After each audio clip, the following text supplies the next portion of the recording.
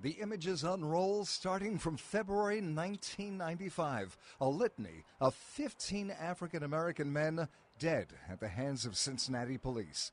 Some justified, some led to charges against officers, but all are linked by a growing sense of frustration, discontent, and anger in the black community. Some incidents stand out. March 19th, 1999. Shots fired! 3 shots fired! Police pulled over Michael Carpenter for driving with expired plates. When Officer Michael Miller reached into the car, Carpenter began driving. He dragged Miller for about 15 feet before hitting a parked van. Miller's partner says Carpenter then began backing toward him. Officer Brent McCurley opened fire, killing Carpenter. Shots fired. We got a subject down. Officer's okay. In the aftermath, the rhetoric began to ramp up. Taking someone's life like that, and it wasn't justified. Let me assure you, a suspect driving a 2,000-pound chunk of metal called an automobile is not an unarmed suspect.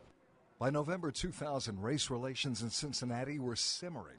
They boiled over with the death of Roger Owensby Jr.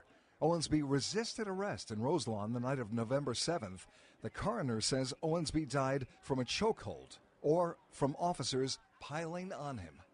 He was African American, male, and oftentimes that is enough for you to be stopped by the police in Cincinnati. But the spark that finally lit the fuse came April 7th, 2001.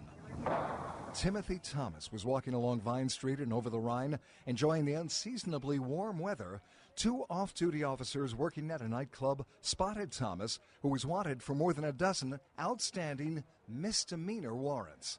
Moments later, the chase was on. Officer Stephen Roach cornered Thomas in an alley off Republic Street. There was one shot fired by the officer, and the individual emergency medical personnel were called to the scene, and the individual was pronounced dead at the hospital at 3:02 a.m. Roach told investigators he saw Thomas reach into his waistband as though he was grabbing for a gun. Thomas was not armed, and the fuse was burning toward an explosion. We're tired of being tired. Monday afternoon, Thomas's family, pastor, and family attorney took their outrage, questions, and 200 supporters to City Hall. But if you can't talk, we're going to recess. Thomas's mother, Angela Leisure, demanded answers. So I demand to know why. The answer she received, not enough. I know that the question is asked exactly what the officer did say. That material was turned over to the grand jury. The contentious meeting ended with the crowd spilling out into the street. No one is above the law. By evening, protesters gathered at police headquarters. Cincinnati police, in riot gear, responded.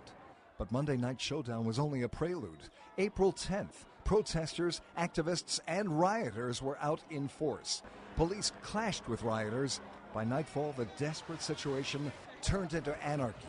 Violent clashes, arsons, vandalism continued for days.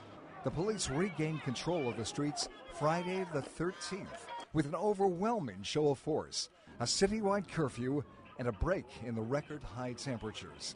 In the aftermath came change. Instead of looking back, let's look forward. Instead of looking at blame, let's look at fixing the problem.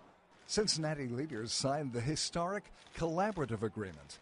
It lasted until July of 2008 and led to changes in virtually all aspects of policing in Cincinnati.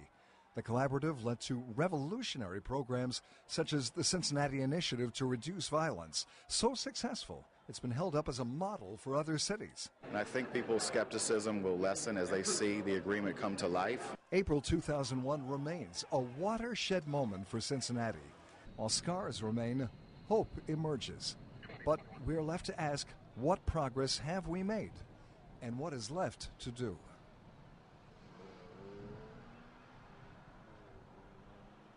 Copy, Jewish at 2022. Be advised you're operating on fire round 2.